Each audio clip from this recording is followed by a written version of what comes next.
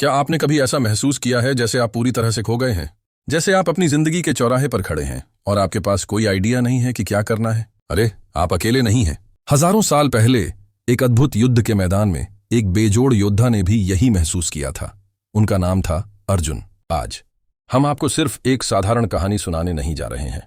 हम उस ऐतिहासिक पल में गोताखोरी करेंगे जब अर्जुन की उलझन ने मानवता की सबसे गहन बातचीत को जन्म दिया, भगवद गीता। यह सिर्फ एक धार्मिक ग्रंथ नहीं है, यह आपकी जिंदगी, आपके करियर और आपके रिश्तों के लिए एक अद्वितीय मार्गदर्शक है। और यह सब शुरू होता है एक उलझे हुए इंसान के एक साधारण सवाल से। हमारी कहानी कुरुक्षेत्र के युद्ध भूमि पर चलती है। एक तरफ हैं पांडव, जिनका नेतृत्व वीर अर्जुन और उनके 4 भाई कर रहे हैं। दूसरी तरफ हैं उनके चचेरे भाई कौरव और उनकी विशाल सेना। वे एक ऐसे राज्य के लिए युद्ध लड़ने वाले हैं जो बेशक पांडवों का था।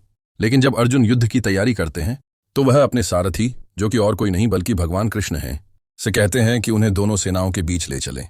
और जो वह वहां देखते हैं वह उनकी हिम्मत को चूर चूर कर देता है। अर्जुन गहरे दुख और उलझन में डूब जाते हैं। वह कहते हैं, कृष्ण, मैं कैसे लड़ूं? ये मेरे अपने लोग हैं, मैं उन्हें मारना नहीं चाहता। मैं उनके खून से सना हुआ राज्य जीतने के बजाय भिक्षा मांगकर जीना पसंद करूंगा।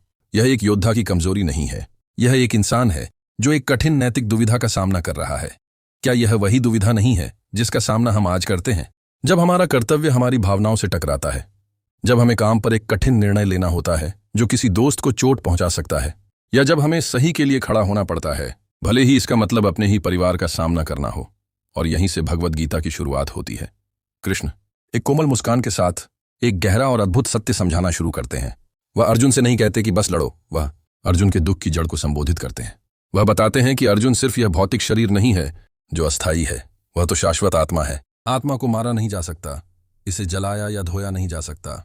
यह बस एक शरीर से दूसरे शरीर में जाती है, जैसे कोई व्यक्ति कपड़े बदलता है।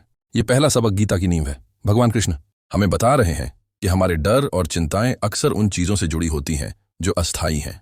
हमारा शरीर, हमारी संपत्ति, हमारी प्रतिष्ठा। लेकिन हमारा सच्चा स्व, हमारी आत्मा शाश्वत और अपरिवर्तनीय है।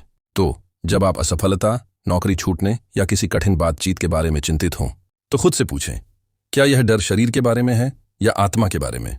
कृष्ण का ज्ञान हमें अस्थायी परिणामों से अलग होने और अपने सच्चे कर्तव्य, अपने धर्म पर ध्यान केंद्रित करने में मदद करता है। गीता की कहानी एक युद्ध कथा से कहीं अधिक है। यह भ्रम से स्पष्टता की एक शानदार यात्रा है। हमारे अगले वीडियो में हम अध्याय 2 में और गहराई से उतरेंगे, जहां भगवान कृष्ण तनाव के बिना कर्म करने का रहस्य बताते हैं। अगर यह कहानी आपको पसंद आई तो लाइक बटन दबाना न भूलें और इसे उस दोस्त के साथ शेयर करें जो एक कठिन समय से गुजर रहा हो। सब्सक्राइब करना मत भूलिए। तब तक अपने धर्म के पथ पर आगे बढ़ते रहें। नमस्ते।